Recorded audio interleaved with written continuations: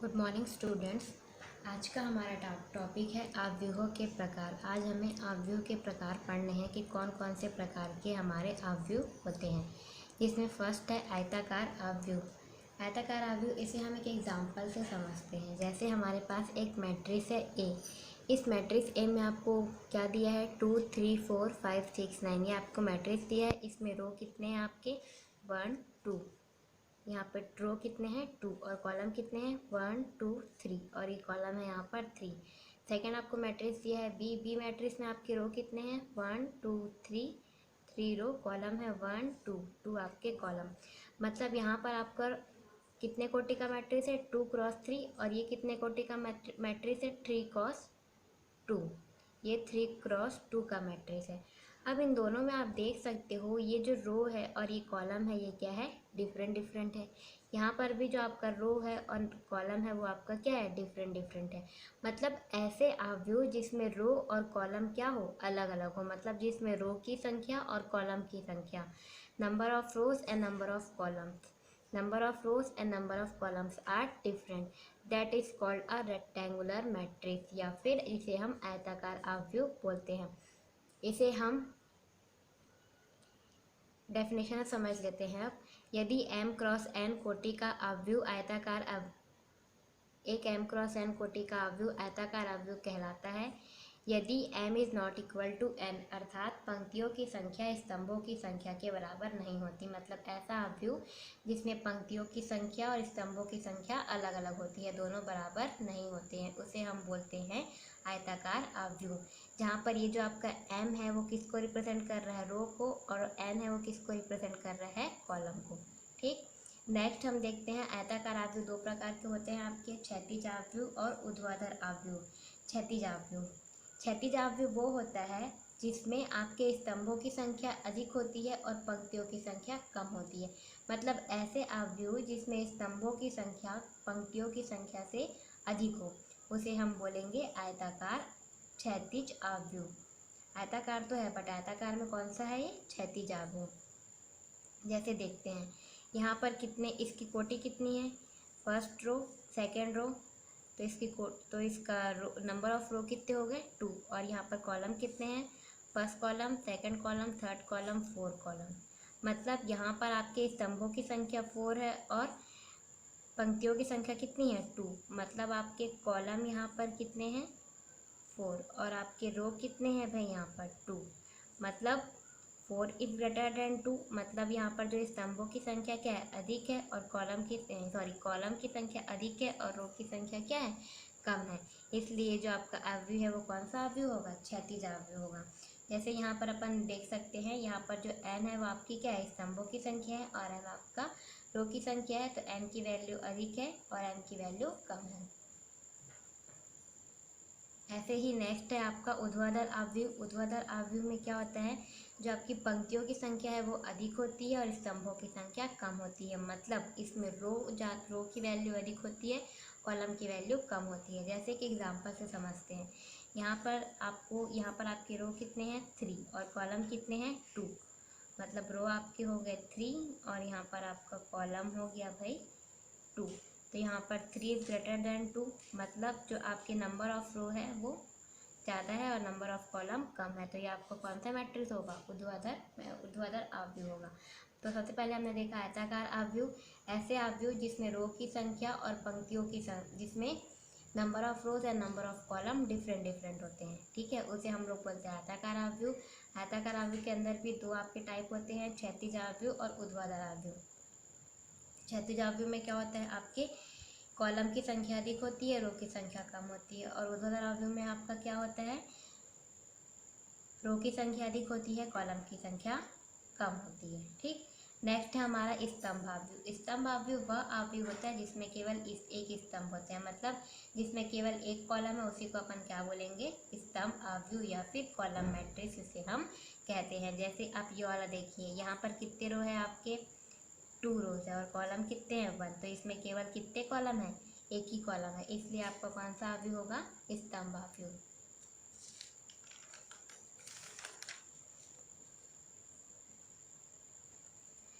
इसका व्यापक रूप होता है, इसके व्यापक रूप में हम लिख सकते हैं a equal to a i j m cross n. जैसे कि मैंने अभी एग्जाम्पल में बताया था, आप ए इक्वल टू कैसे लिख सकते हो, 2 0 1। यहाँ पर आपके रो कितने हैं, 1 2 3, 3 रो है, कॉलम कितने हैं, 1 कॉलम। तो इसका व्यापक रूप क्या होता है, a equal to a i j m cross 1। M cross 1 का मतलब है हमेशा कॉलम क्या होगा आपका, 1 ही होगा। एम रो की वैल्यू कितनी भी हो सकती है। इसके पहले वाले एग्जाम्पल में हमने देखा था, जैसे कि यहाँ पर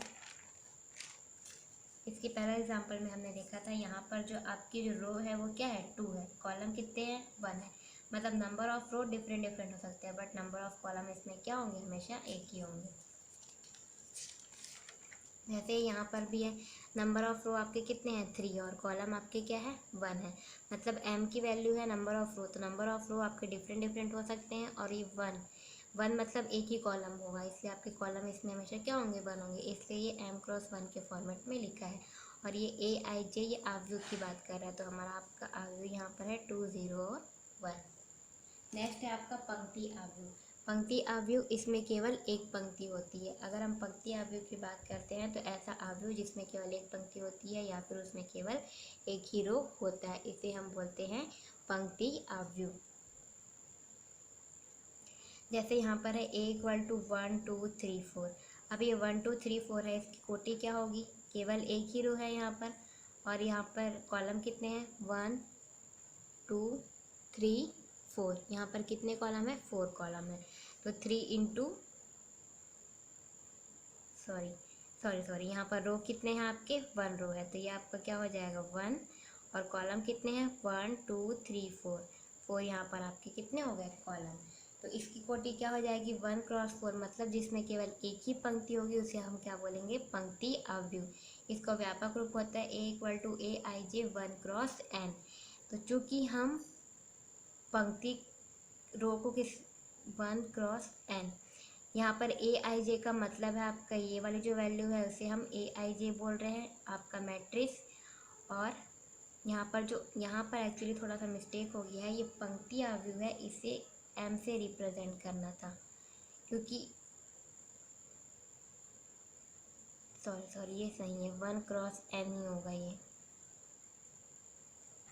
क्योंकि आपका जो हम कभी मैट्रिक्स को रिप्रेजेंट करते हैं, कभी भी ऐसे रिप्रेजेंट कर रहे हैं तो a equal to a i j m cross n लिखते हैं, जहाँ पर एम आपका रो होता है, एन आपका कॉलम होता है। तो यहाँ पर आपका रो 1 है और कॉलम एन है, number of column different different हो सकते हैं, वही बताया गया है यहाँ पर।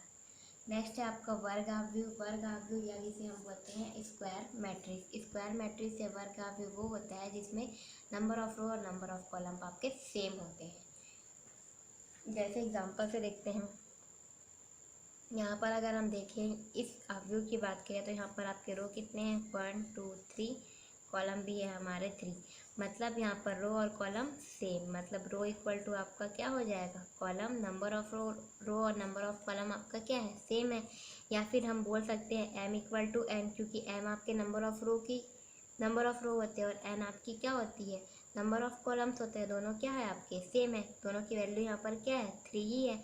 ठीक है, तो ऐसा आव्यूह जिसमें नंबर ऑफ रो और नंबर ऑफ कॉलम आपका क्या हो, दोनों सेम हो, तो उसे हम क्या बोलेंगे, वर्ग आव्यूह बोलेंगे। एक चीज़ और देखते हैं यहाँ पर, n पंक्ति एवं n स्तंभों वाले वर्ग आव्यूह को n कोटि का वर्ग आव्यूह कहते हैं। इसको एग्जाम्पल से देखिए, जैसे यहाँ पर जो है आपका कितने रो हैं, 2 रोज हैं, और कॉलम कितने हैं, यहाँ पर 2 कॉलम है। रो भी कितने हैं, 2 है, कॉलम भी कितने हैं, 2 है। तो इसमें रो और कॉलम दोनों की वैल्यू सेम है, इसलिए ये कौन सा आव्यूह है आपका, वर्ग आव्यूह। तो इसकी कोटि क्या होगी, इसकी कोटि को अपन 2 इंटू 2 तो बोलेंगे ही बोलेंगे, वो तो आव्यूह की कोटि है। उसके अलावा अपन इसको क्या बोल सकते हैं, 2 कोटि का वर्ग आव्यूह। 2 कोटि का वर्ग आव्यूह, इसका मतलब है इसमें जो रो है और कॉलम है दोनों की वैल्यू क्या है, 1 1 है, मतलब दोनों की वैल्यू 2 2 है, मतलब 2 रो है और 2 आपके कॉलम है। इसलिए यहाँ पर बोला गया है n पंक्ति एवं n स्तंभ। दोनों को n लेने का मतलब यही है कि जो पंक्ति है और जो आपका स्तंभ है, दोनों की संख्या क्या है, समान है। जैसे यहाँ पर है, दोनों की संख्या क्या है, 2 है, जितने रो है उतने कॉलम है, जितने रो उतने कॉलम है, तभी ये क्या है आपका स्क्वायर मैट्रिक्स है, स्क्वायर मैट्रिक्स है, इसको हम क्या बोल सकते हैं, दो कोटि का वर्ग अवयव, क्योंकि इसमें रो और कॉलम दोनों आपके क्या है, सेम है। इसकी बात करते हैं तो यहाँ पर भी दोनों की वैल्यू क्या है आपकी 3 3 है, रो एंड कॉलम, इसलिए आपका क्या है, ये स्क्वायर मैट्रिक्स है। ठीक है, अब इसकी कोटि क्या हो जाएगी 3 × 3, या फिर इसको क्या बोल सकते हैं, 3 कोटि का वर्ग अवयव। जैसे यहाँ पर 1 रो 1 कॉलम 1 × 1, तो इसे क्या बोल सकते हैं, 1 कोटि का, एक कोटि का वर्ग अवयव। नेक्स्ट देखते हैं,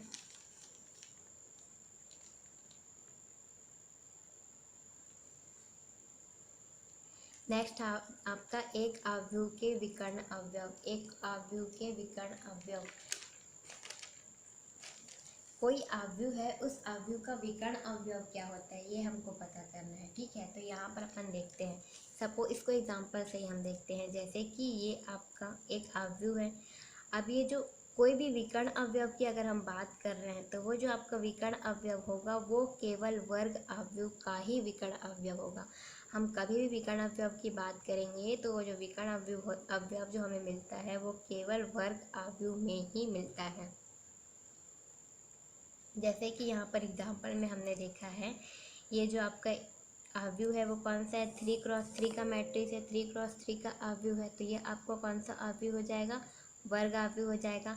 अब इस वर्ग अवयव में जो ये वाली वैल्यू है, ये किसकी वैल्यू है, A11 की, ये वाली वैल्यू किसकी है, A12 की, और ये वाली वैल्यू किसकी है आपकी, ये A11 की है, ये A22 की है, और ये A33 की वैल्यू है। ठीक है, तो किसी भी वर्ग अवयव में जो A11, A22, A33 या A44 वाले जो अवयव होते हैं उसी को हम लोग बोलते हैं विकर्ण अवयव। ठीक, किसी भी वर्ग अवयव में A11, A22, A33, A44 and so on, ANN तक वाले जो ये अवयव होते हैं उसे ही हम बोलते हैं विकर्ण के अवयव।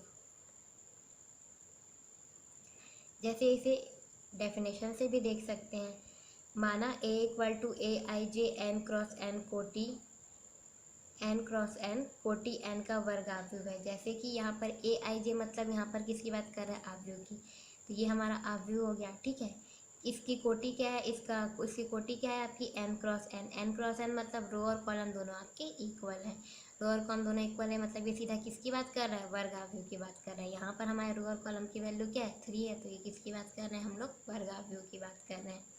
तो इसे हम लोग और क्या बोल सकते हैं, जब इसकी कोटि 3 × 3 है तो 3 कोटि का मैट्रिक्स या 3 कोटि का वर्ग अवयव भी इसको हम बोल सकते हैं। अब इसके कौन कौन से अवयव, A11, A22 और A33, उसे हम लोग क्या बोलते हैं, विकर्ण के अवयव।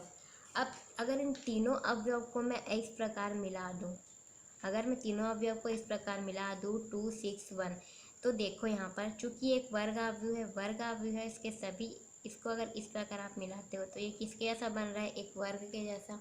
अगर ये एक वर्ग के जैसा बन रहा है और अगर हम ये जो तीनों वैल्यू है इसको मिला देते हैं तो ये एक विकर्ण के जैसा बन रहा है। तो विकर्ण अवयव को अगर एक साथ मिलाने पर जो रेखा बनती है उसे हम लोग बोलते हैं मुख्य विकर्ण या विकर्ण, उसे हम कहते हैं। यहाँ पर आपके विकर्ण के अवयव क्या हो जाएंगे, 2 6 और 1।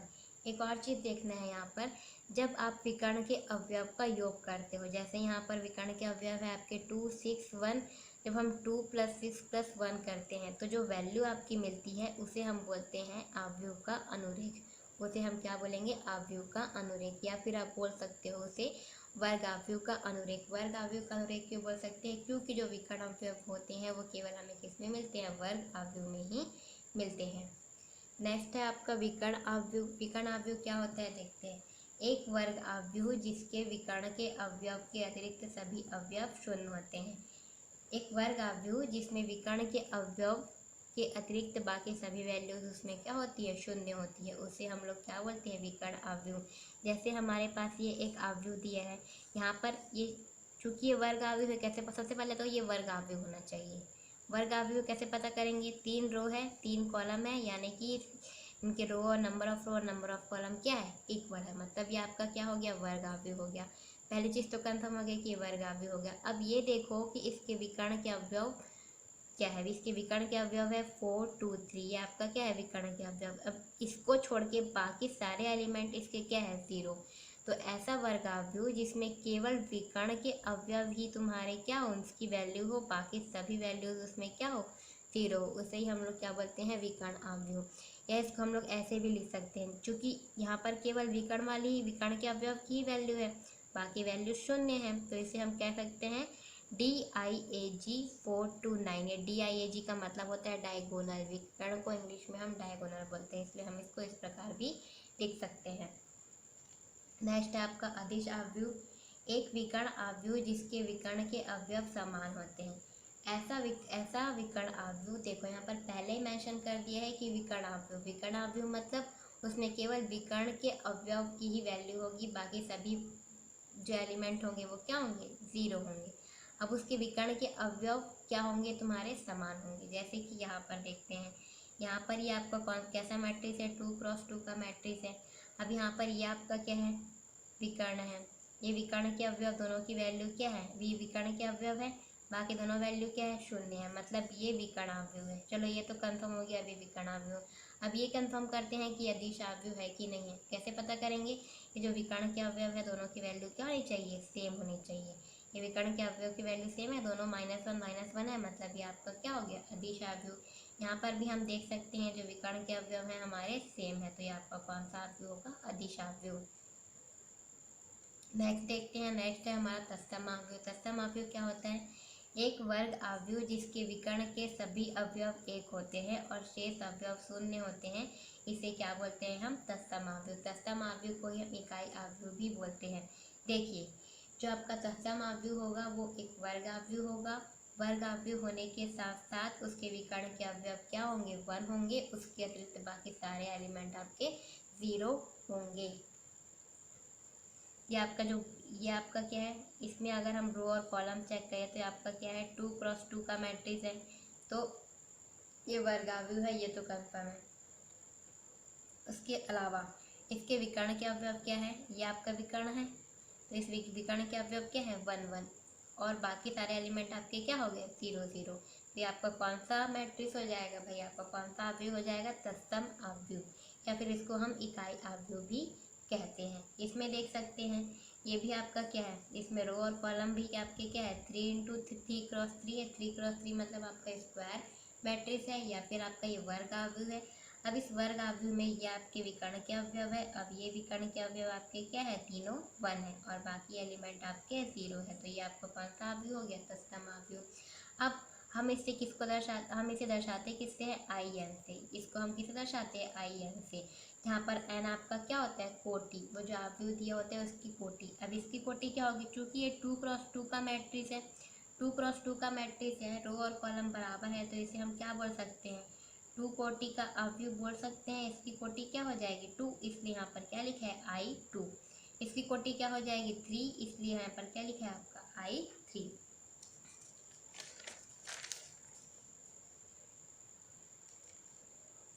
नेक्स्ट है वर्ग अवयव A = AIJ n cross n एक तत्समक अवयव कहलाता है। या फिर इसको हम व्यापक रूप में कैसे रिप्रेजेंट कर सकते हैं, इसे हम व्यापक रूप में इस प्रकार रिप्रेजेंट कर सकते हैं A = AIJ n cross n एक तत्समक अवयव है। कब तत्समक अवयव होगा, जब AIJ = 1। ये 1 कब होगा, जब I और J दोनों की वैल्यू क्या हो बराबर। जब I और J दोनों की वैल्यू डिफरेंट होगी तब वो वैल्यू आपकी क्या हो जाएगी 0। यहाँ पर ये I किसको रिप्रेजेंट कर रहा है आपका रो, और J किसको रिप्रेजेंट कर रहा है आपका कॉलम। जैसे एक एग्जांपल से देखते हैं I4 मतलब यहाँ पर 4 इसकी क्या है कोटि है, 4 कोटि है मतलब 4 रो होंगे 4 कॉलम होंगे, तो आपका ये इस प्रकार आपका बनेगा अवयव तत्समक अवयव। अब ये तत्समक अवयव में ये वाला जो, अब इन दोनों को अगर मैं कंपेयर करूँ, ये आपका क्या है इसको व्यापक रूप में लिखा है मैंने, अगर इन दोनों को मैं कंपेयर करूँ तो ये जो वैल्यू है वो किसकी वैल्यू है A11 की वैल्यू है, ठीक। ये जो वैल्यू है किसकी वैल्यू है A22 की वैल्यू है, ये वैल्यू किसकी है A33 की वैल्यू है, ये वैल्यू किसकी है A44 की वैल्यू है। यहाँ पर देखिए A11 मतलब यहाँ पर I की वैल्यू भी 1 है और J की वैल्यू भी 1 है। A22 मतलब I की वैल्यू भी 2, J की वैल्यू भी 2। A33 मतलब I की वैल्यू भी 3, J की वैल्यू भी 3।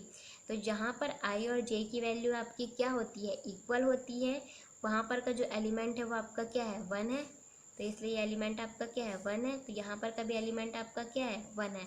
वही यहाँ पर क्या गया है, जहाँ पर I और J की वैल्यू क्या हो, सेम हो, वहाँ पर का एलिमेंट क्या होता है, वहाँ पर एलिमेंट की वैल्यू क्या होती है, उस की वैल्यू क्या होती है, 1 होती है। लेकिन ये किसके लिए है, केवल तत्समक आव्यूह के लिए या फिर इकाई आव्यूह के लिए। और जहाँ पर I और J की वैल्यू अलग अलग होगी, वहाँ पर उसकी वैल्यू क्या होगी, 0।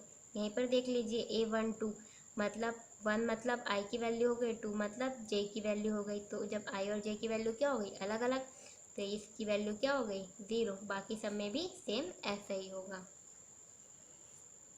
नेक्स्ट है आपका शून्य अशून्य आव्यूह या फिर रिक्त आव्यूह। ऐसे आव्यूह जिसके सभी अवयव शून्य होते हैं उसे हम शून्य आव्यूह कहते हैं। जैसे शून्य ये हो गया, ये हो गया, ये 1x1 का आव्यूह हो गया, ये 2x2 का हो गया, ये 3x3 का हो गया। मतलब ऐसा आव्यूह जिसके सभी अवयव आपके क्या हो, शून्य हो, उसे हम क्या बोलेंगे, शून्य आव्यूह कहेंगे। नेक्स्ट है आपका त्रिभुजी आव्यूह। त्रिभुजी आव्यूह में भी दो टाइप होते हैं। पहला है आपका ऊपरी त्रिभुजी आव्यूह। ऊपरी त्रिभुजी आव्यूह नाम से स्पष्ट है कि ऊपर में आपका क्या बनना चाहिए, त्रिभुज बनना चाहिए। अब देखिए ऊपर में त्रिभुज कैसे बनता है, देखो, वह वर्ग आव्यूह जिसके मुख्य विकर्ण के नीचे के सभी अवयव शून्य होते हैं। वह वर्ग आव्यूह जिसके मुख्य विकर्ण के नीचे के सभी अवयव शून्य होते हैं। ये आपका सबसे पहले तो जो आपका त्रिभुजी आव्यूह है वो वर्ग आव्यूह होना चाहिए। तो चलो एग्जाम्पल में देखते हैं। ये आपका वर्ग आव्यूह है, हाँ है, ये 3x3 का मैट्रिक्स है, रो और कॉलम इक्वल है, तो ये आपका एक वर्ग आव्यूह है। ठीक है, सबसे पहला कंडीशन क्या होना चाहिए कि वर्ग आव्यूह होना चाहिए। हाँ, पहला कंडीशन सेटिस्फाइड है कि आपका वर्ग आव्यूह है। इसके अतिरिक्त क्या बोला है, मुख्य विकर्ण के नीचे के सभी अवयव शून्य होना चाहिए। अब यहाँ पर पता करते हैं कि मुख्य विकर्ण के अवयव कौन कौन से हैं। तो ये आपके क्या है, मुख्य विकर्ण के अवयव है। अब इस मुख्य विकर्ण के अवयव के जो नीचे की सारी वैल्यूज है वो आपकी क्या है, शून्य है, और ऊपर की सारी वैल्यूज आपकी क्या है भाई, ऊपर में बाकी वैल्यू है, नीचे वाली वैल्यू आपकी क्या है, शून्य है। इसे हम क्या बोलते हैं, ऊपरी त्रिभुजी आव्यूह। ठीक है, ऊपरी त्रिभुजी आव्यूह में क्या होता है, एक वर्ग आव्यूह होता है, उस वर्ग आव्यूह के मुख्य विकर्ण के नीचे के अवयव शून्य होते हैं, उसे हम क्या बोलेंगे, ऊपरी त्रिभुजी आव्यूह। नेक्स्ट है आपका निम्न त्रिभुजी आव्यूह। निम्न त्रिभुजी आव्यूह में सेम इसका अपोजिट, वो भी आपका वर्ग आव्यूह होगा, उसमें भी मुख्य विकर्ण के, लेकिन उसमें मुख्य विकर्ण के ऊपर की वैल्यू शून्य होगी, उसे हम क्या बोलेंगे, निम्न त्रिभुजी आव्यूह। जैसे यहाँ पर देख सकते हो ऊपर में आपका क्या बन रहा है, एक त्रिभुज बन रहा है। अब आप बोलोगे ये त्रिभुज तो नीचे में भी बन रहा है, बट अपने को नीचे को नहीं ध्यान देना है। ये क्या बोला, ऊपरी त्रिभुजी आव्यूह। ऊपरी त्रिभुजी आव्यूह का मतलब है कुछ नहीं, इसमें कंफ्यूजन वाली बात है। एक वर्ग आव्यूह होता है, ठीक है, जिसका मुख्य विकर्ण के नीचे के अवयव शून्य होते हैं, आपको ऊपरी त्रिभुजी आव्यूह। और एक वर्ग आव्यूह जिसके मुख्य विकर्ण के ऊपर की वैल्यू क्या हो, शून्य हो, ठीक है, उसे क्या बोलेंगे, निम्न त्रिभुजी आव्यूह। ये भी आपका 3x3 का मैट्रिक्स है यहाँ पर एग्जाम्पल में। इसके बाद नेक्स्ट टॉपिक है हमारा आव्यूहों की तुलना। मतलब दो आव्यूहों की तुलना हम किस प्रकार करेंगे, दो आव्यूहों की तुलना हम कब कर सकते हैं, क्या कंडीशन हो सकती है दो आव्यूहों की तुलना करने के लिए, ये हमें जानना है। जैसे कि इसमें लिखा है, दो आव्यूह ए तथा बी तुल्य आव्यूह होंगे यदि उनके क्रम या फिर कोटि बराबर हो।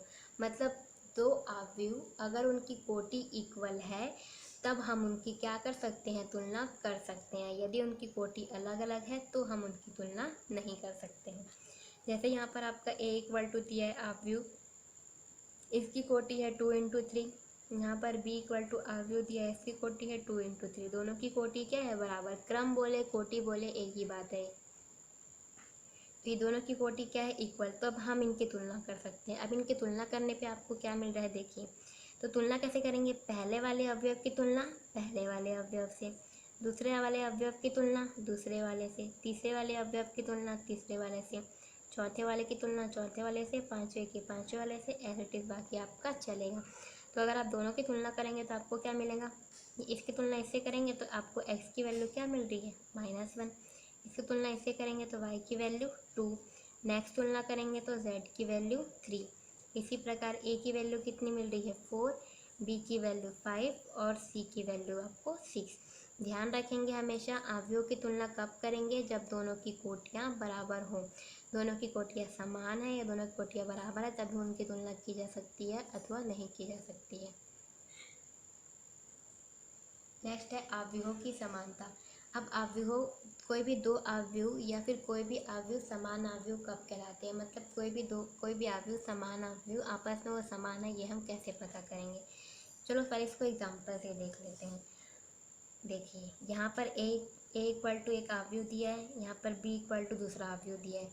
हमेशा ध्यान रखेंगे कोई भी दो अवयव समान तब होंगे, पहला कंडीशन उनकी कोटियाँ क्या होनी चाहिए, समान होनी चाहिए।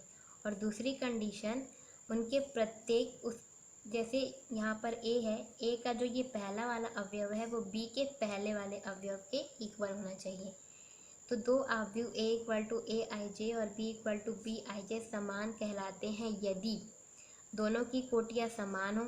यहाँ पर दोनों की कोटियाँ समान है, 3 × 3, ये भी 3 × 3 है, तो पहला कंडीशन तो सेटिस्फाइड है। अब देखना है कि दूसरा कंडीशन सेटिस्फाइड होता है कि नहीं होता है। ए का प्रत्येक अवयव बी के संगत अवयव के समान हो। संगत अवयव का मतलब यहाँ पर ये है कि इसका फर्स्ट एलिमेंट इसके फर्स्ट एलिमेंट के इक्वल होना चाहिए, ना कि इसकी तुलना आप इससे करोगे। अगर इसकी तुलना इससे करेंगे इक्वल है भी तो भी कोई मतलब नहीं है। संगत अवयव का मतलब ही यही है, अगर ये A11 है तो ये आपका B11, मतलब A11 की तुलना हम B11 से ही करते हैं, ठीक है। और ये A12 की तुलना B12 से करेंगे, A13 की तुलना B13 से करेंगे। इसी की बात कर रहे हैं संगत अवयव मतलब। तो दो अवयवों की समानता के नियम क्या होंगे, दोनों की कोटियाँ इक्वल होनी चाहिए और पहले अवयव के अवयव दूसरे अवयव के संगत अवयव के समान होने चाहिए। मतलब ये 2 है तो ये भी 2 ही होना चाहिए। तो इसमें दोनों अवयव आपके समान है, तभी ये दोनों अवयव आपस में क्या होंगे, समान होंगे। इसलिए ये A इक्वल टू आपका B होगा।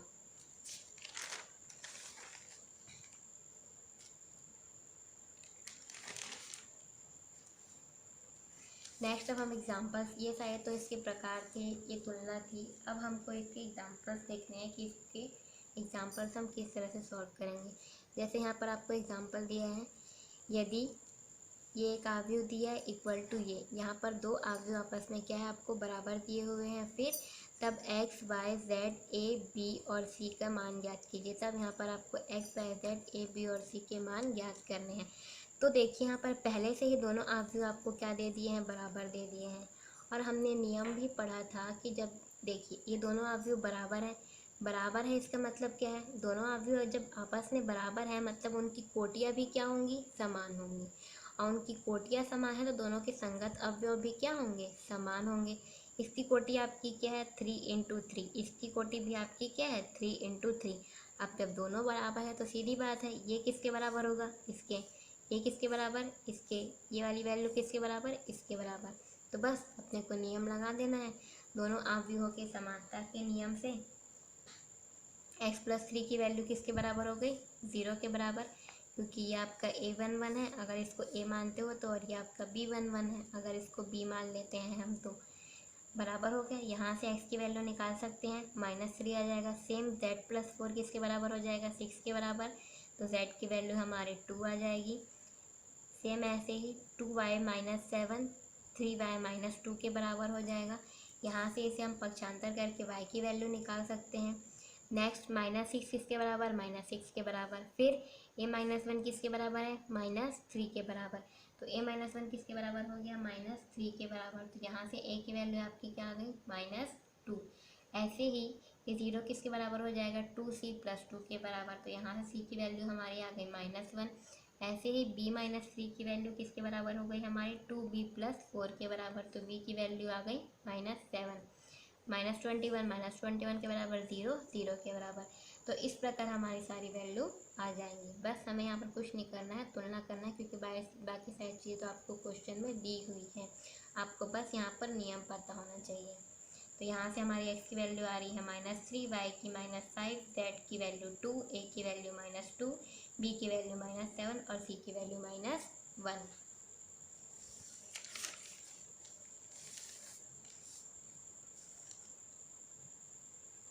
नेक्स्ट एक एग्जांपल और देखते हैं। जैसे यहाँ पर दिया है ए बी सी और डी के मान ज्ञात कीजिए। हमें यहाँ पर ए बी सी और डी का मान ज्ञात करना है यदि आपका ये आव्यूह इस आव्यूह के बराबर है। हमें यहाँ पर ए बी सी डी का वैल्यू ज्ञात करना है जब दोनों आव्यूह आपस में बराबर है। सेम यही नियम जो पहले हमने अप्लाई किया था वो यहाँ पर अप्लाई होगा, क्योंकि दो आव्यूह कब बराबर होते हैं? दो आव्यूह का समानता का नियम क्या बोलता है? पहली कंडीशन उसमें क्या होती है? दोनों की कोटि बराबर होनी चाहिए, और दूसरी कंडीशन उसमें होती है दोनों के संगत अवयव बराबर होने चाहिए। तो भाई यहाँ पर तो हमको पहले से दे दिया है कि ये बराबर है। जब पहले से दे दिया है ये बराबर है तो इनकी कोटि तो बराबर होगी ही, तभी ये बराबर है। इसके अलावा दोनों के संगत अवयव भी क्या होंगे? बराबर होंगे। मतलब ये किसके बराबर हुआ? इसके। ये किसके बराबर? इसके बराबर। तो सेम वही फॉर्मूला हमने अप्लाई किया अवयवों के समानता के नियम से। 2a + b = 4 और a - 2b = -3, 5c - d = 11, 4c + 3d = 24, जिसे हमने इक्वेशन 1 2 3 4 नाम दे दिया। अब हमें यहाँ से ए बी सी डी की वैल्यू ज्ञात करनी है। तो ए बी सी डी की वैल्यू ज्ञात करने की बहुत सारी मेथड है, आप जो चाहे यूज़ करें। यहाँ पर मैंने विलोपन विधि यूज़ की है। तो देखिए, जब हम इन दोनों इक्वेशन को देखते हैं तो यहाँ पर b है, यहाँ पर -2b है।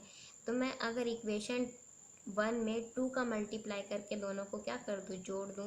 वैसे ही किया मैंने। इक्वेशन 1 में क्या किया? 2 का मल्टीप्लाई किया और दोनों इक्वेशन को मैंने क्या कर दिया? 1 और 2 को जोड़ दिया। तो जोड़ देंगे तो क्या हो जाएगा? ये दोनों कैंसिल हो जाएंगे। यहाँ से आपकी ए की वैल्यू आ जाएगी -1। अब ए की वैल्यू को आप किसी भी इक्वेशन में पुट कर सकते हो, चाहे इक्वेशन 1 चाहे इक्वेशन 2। मैंने ए की वैल्यू को इक्वेशन 1 में पुट किया है, तो यहाँ से बी की वैल्यू आ रही है मेरी 2। सेम इक्वेशन 3 एंड इक्वेशन 4 को भी ऐसे ही सॉल्व करेंगे विलोपन विधि से। यहाँ पर इक्वेशन 3 में हम क्या करते हैं?